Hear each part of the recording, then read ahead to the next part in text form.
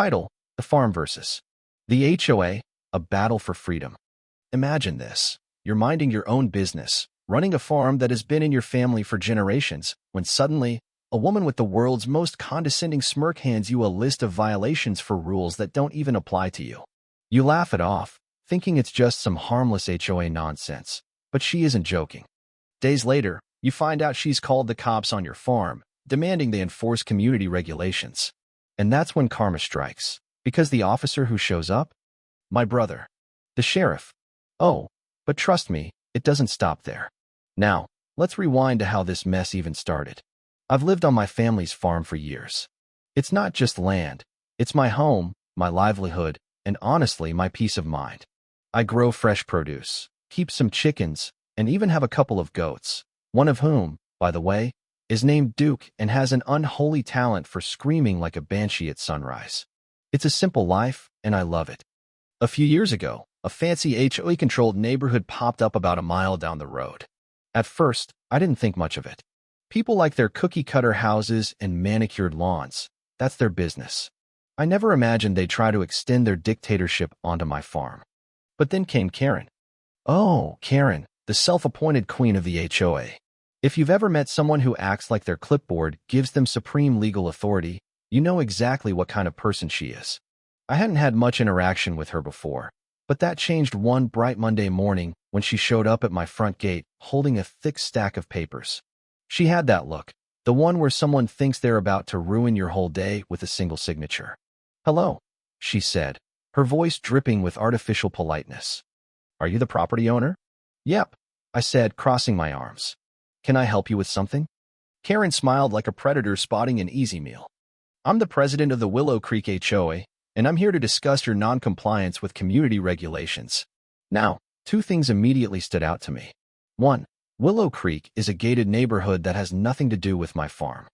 Two, I never signed any HOA agreement because, again, I don't live there. I raised an eyebrow. "That's nice, but I'm not in your HOA." She blinked like I had just spoken ancient Greek. "Well," she said, flipping through her papers, "technically, all properties within a 1-mile radius must follow HOA guidelines. It's in our bylaws." I almost laughed out loud. "Lady, your bylaws don't apply to me. This is private farmland. I've owned it for years." Karen's smile faltered for half a second, but she recovered quickly. "Regardless, we have received multiple complaints about your farm disturbing the community. The roosters are too loud in the mornings, and your barn is an unauthorized structure under HOA aesthetic guidelines." I had to take a deep breath. Okay, first, I don't answer to your HOA. Second, farms have roosters. That's kind of their whole thing. Third, this barn was built before your HOA even existed. Karen pursed her lips. "That doesn't change the fact that we have rules, and the neighborhood has expectations. I'm formally requesting that you remove non-HOA approved structures and keep all animals indoors between 10 p.m. and 8 a.m. to respect the community's right to peace." Now I actually did laugh. "Oh, that's cute." "No." Her expression went cold. "I strongly advise you to take this seriously. If you don't comply, there will be fines and legal consequences." That was the moment I knew Karen was going to be a problem. See, I hate bullies, and nothing gets under my skin more than some power-hungry busybody trying to control something that isn't theirs. I took her stack of papers and ripped them in half right in front of her. "Lady, let me spell this out. I am not in your HOA. You have zero authority over me, my land, or my animals. Now get off my property." Her face turned an impressive shade of red. "Fine," she snapped. "Have it your way. But don't say I didn't warn you." And with that, she stormed back to her car and sped off. I figured that was the end of it. Oh, I was so wrong. I should have known Karen wouldn't back down so easily. A woman like that, one who thrives on power trips and clipboard authority, wasn't going to let a little thing like the law get in her way. I found out just how persistent she was 3 days later when a sheriff's cruiser rolled up my driveway. For a split second, I tensed, wondering if something serious had happened. But then I saw who stepped out of the car. My brother, Deputy Sheriff Luke. He took one look at me and let out a deep sigh, shaking his head. "I swear, every time I have to come out here, it's because of some dumb HOA complaint." I snorted. "Let me guess, Karen?" Luke leaned against his cruiser, pulling out a notepad. Yep. She called in a noise complaint about your roosters, filed a report about unauthorized livestock, and claimed you were in violation of HOA bylaws. I raised an eyebrow. Did you tell her, once again, that I'm not in her HOA? Luke gave me a deadpan look. Oh, I did. And I reminded her, again, that farm animals are legally permitted on agricultural land. But Karen is nothing if not persistent.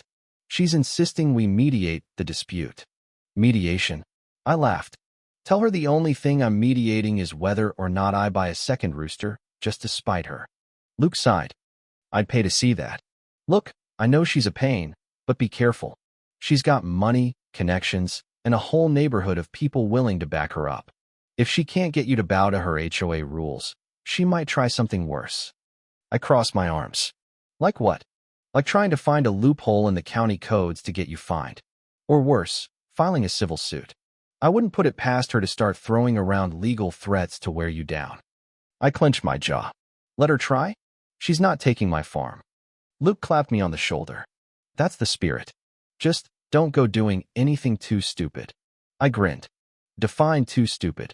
Luke groaned, shaking his head as he climbed back into his cruiser. I don't want to know. Just keep your head on straight. As he drove away, I exhaled sharply. If Karen thought she could push me around with legal nonsense, she was in for a rude awakening.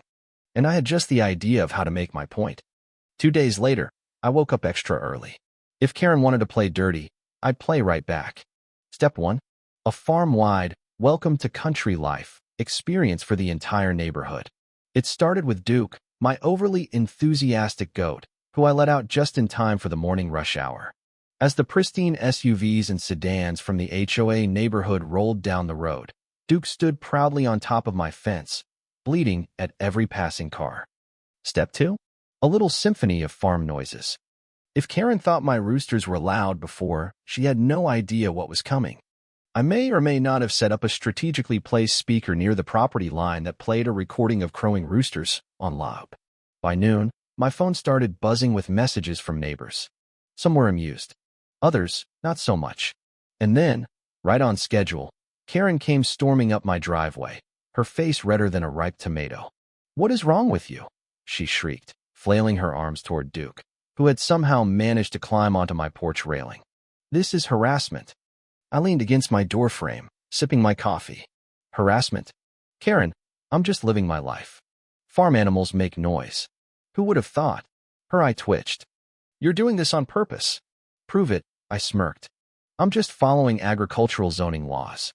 And, enjoying the simple pleasures of rural life. She took a deep breath, probably counting to 10 in her head. This isn't over.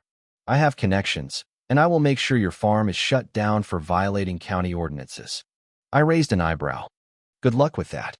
But while you're at it, why don't you file a complaint against Duke, too? He seems to love HOA drama just as much as you do. As if on cue, Duke let out a loud, theatrical scream that echoed across the fields. Karen turned and stomped off, her high heels sinking into the mud as she cursed under her breath. I watched her go, grinning. Oh, this was just getting started. The next morning, I stepped outside to find a man in a stiff-looking suit standing at the end of my driveway. He had the air of someone who didn't usually deal with dirt and livestock, his polished shoes already dusted from standing on my gravel road. Karen was next to him, looking smugger than ever. I sighed. Let me guess, another HOA complaint? The man adjusted his tie. I'm Robert Hensley, legal counsel for the Willow Creek HOA. We're here to discuss the ongoing issue of your non-compliance with community standards. I folded my arms. And which part of, I'm not in your HOA, do you people not understand? Karen scoffed. That's what we're here to clarify. You see, the Willow Creek HOA charter includes a provision for neighboring properties that affect community well-being. Your farm has been a documented nuisance. I cut her off with a laugh. A documented nuisance? You mean my farm animals being on a farm? Hensley cleared his throat. We have received multiple complaints about excessive noise, odor, and property value concerns. I stepped closer, lowering my voice. Tell me something, Robert. Can an HOA enforce rules on private agricultural property? He hesitated for half a second. It was quick, but I caught it. Well, he said, trying to recover the language of the bylaws. Doesn't apply to me, I finished for him. This land has been a registered farm for generations. Agricultural zoning laws protect me, not your HOA nonsense. So, unless you plan on filing a lawsuit that will get laughed out of court, I suggest you and Karen here take your legal threats elsewhere. Karen's nostrils flared. You think you're so clever, don't you? I grinned. No, I just read the law. You should try it sometime. Hensley adjusted his tie again. We'll be in touch. I watched them leave, shaking my head. I wasn't worried about their legal threats. If anything, Karen had just wasted her money on a lawyer who was smart enough to know she was fighting a losing battle. But that didn't mean she was done trying.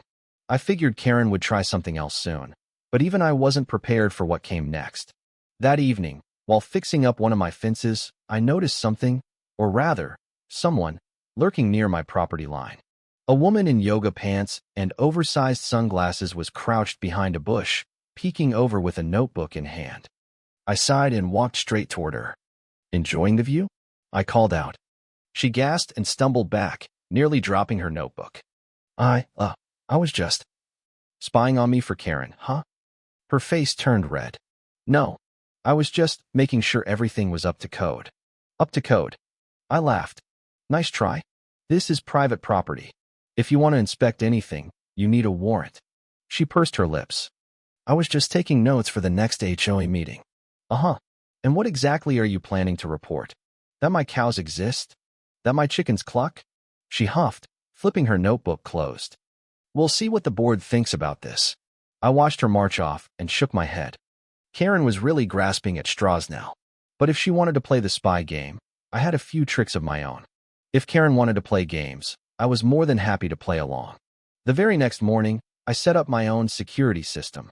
It wasn't high-tech or expensive, but it was effective. Motion-activated sprinklers near the property line, an old trail camera aimed directly at the bushes she liked to hide behind, and a new addition to my barn, a freshly painted sign that read, "Notice, all trespassers will be greeted by a very unfriendly goose." And I meant it. See, I had a secret weapon Karen didn't know about.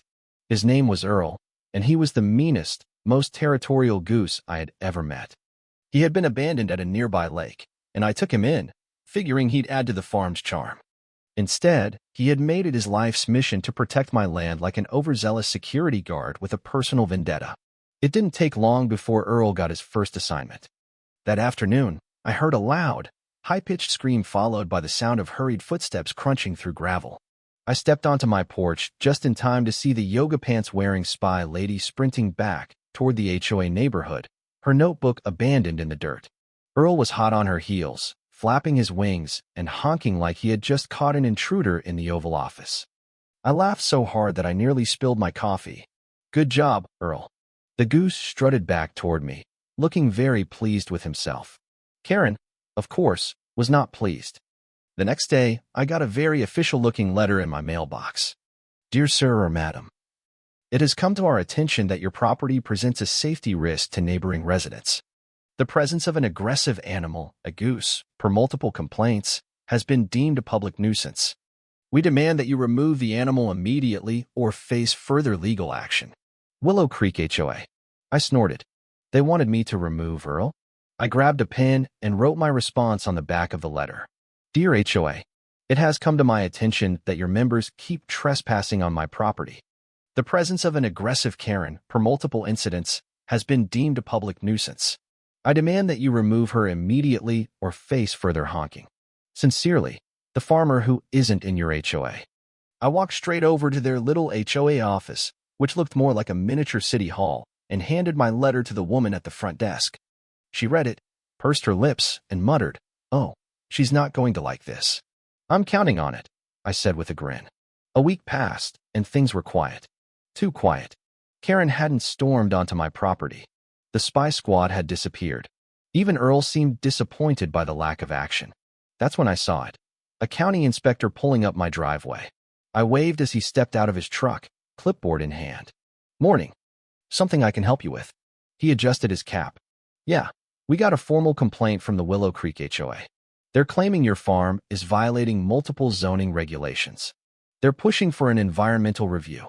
I resisted the urge to roll my eyes. "Let me guess.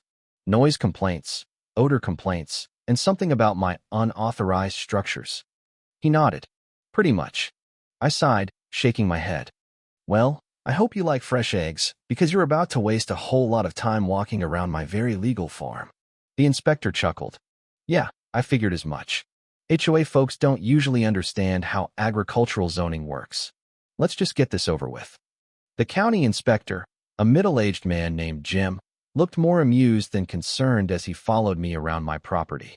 So, let me guess, he said, flipping through his clipboard. They think your farm is a public nuisance? I nodded. Apparently, my rooster's morning routine and the fact that my animals exist are causing them undue stress. Jim chuckled. I've been doing this job for 20 years, and I can't tell you how many times HOAs have tried this nonsense. They think they can override agricultural zoning laws with their bylaws. He shook his head. Doesn't work that way. We strolled past the chicken coop, where a few of my hens clucked happily as they pecked at the dirt. Earl, sensing a newcomer, eyed Jim suspiciously but remained mercifully silent. So, anything actually out of order? I asked. Jim smirked. Nope. You're in perfect compliance. Fencing is within regulations, livestock is well kept, and your structures are grandfathered in. I'll file my report confirming that Willow Creek's complaints are baseless. I let out a slow breath. Appreciate it. Jim glanced toward the road, where Karen's car was parked just outside my property line. She was sitting behind the wheel, watching like some kind of suburban overlord waiting for a victory that wasn't coming. You know, Jim said, lowering his voice, HOAs like this don't stop. If they can't get you with zoning laws, they'll try something else. I nodded. Oh, I know. But I'm not going anywhere. Jim grinned. Good. Because honestly, I'm rooting for you. When Karen got Jim's report back, she must have finally realized she had lost the legal battle. But instead of admitting defeat like a normal person, she switched tactics. The very next morning, I woke up to find a massive for sale sign planted just outside my fence. I frowned. What the hell? Jake, my farmhand, walked up beside me, hands in his pockets. Karen's at it again. She's telling everyone your farm is for sale. I barked out a laugh. She's trying to sell my land? That's a new one. She put out a notice in the HOA newsletter, Jake added, pulling up his phone. He read aloud.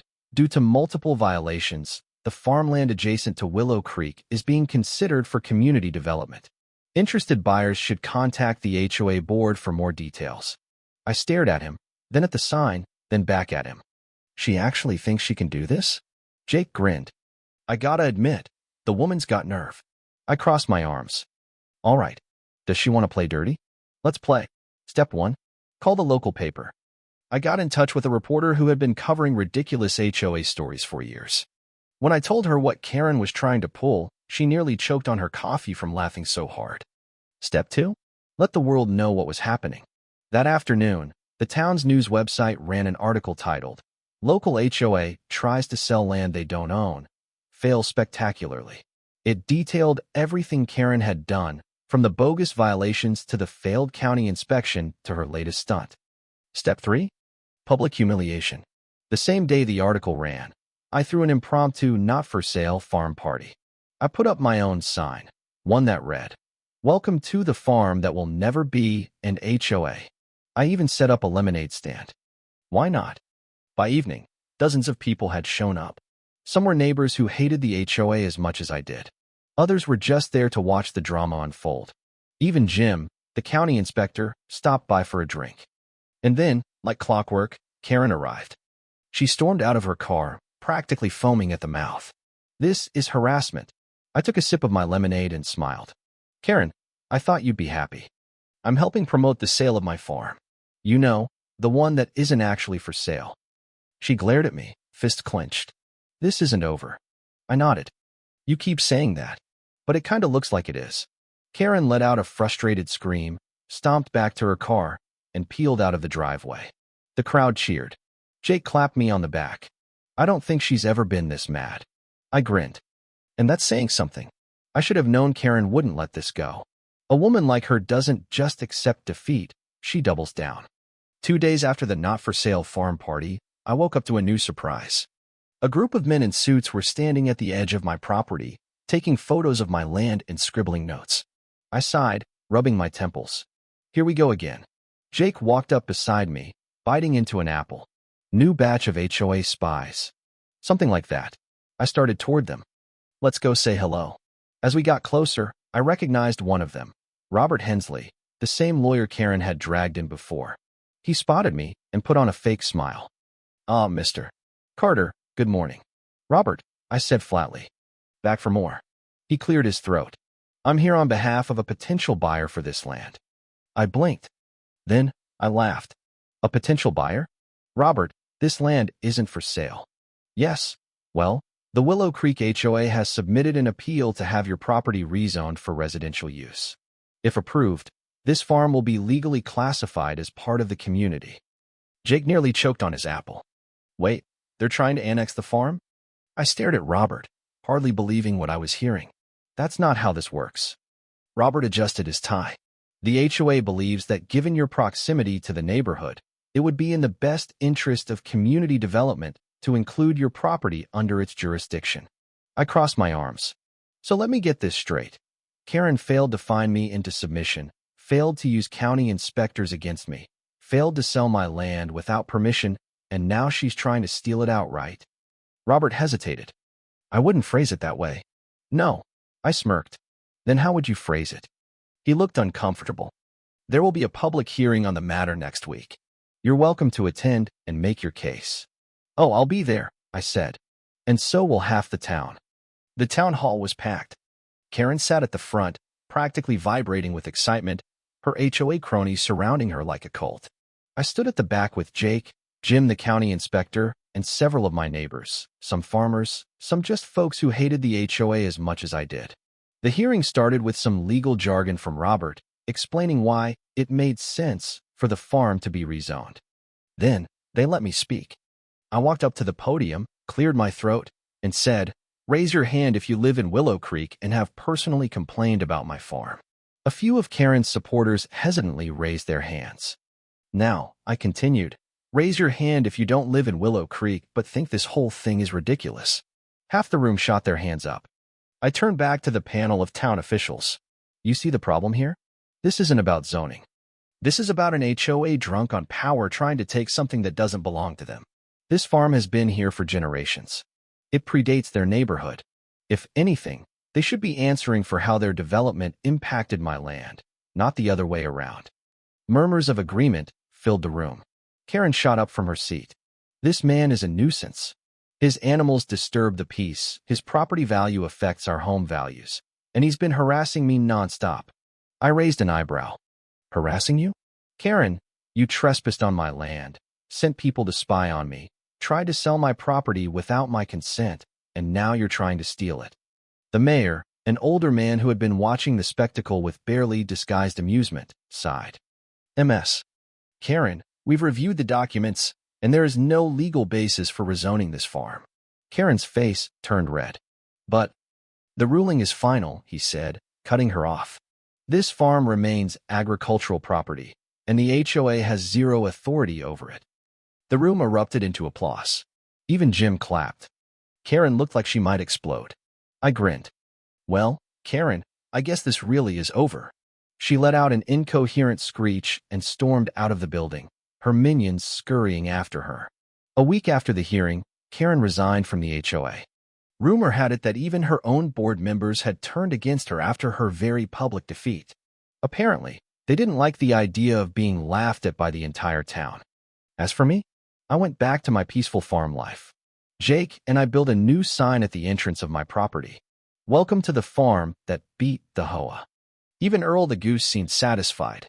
Jim stopped by one afternoon and leaned against the fence, watching the goats lazily munching on grass. Gotta admit, I thought Karen would never give up. I smirked. Took her long enough. He chuckled. "So, what's next?" I took a deep breath, looking out over my land. Now I just enjoy the peace. And for the first time in a long time, that's exactly what I did.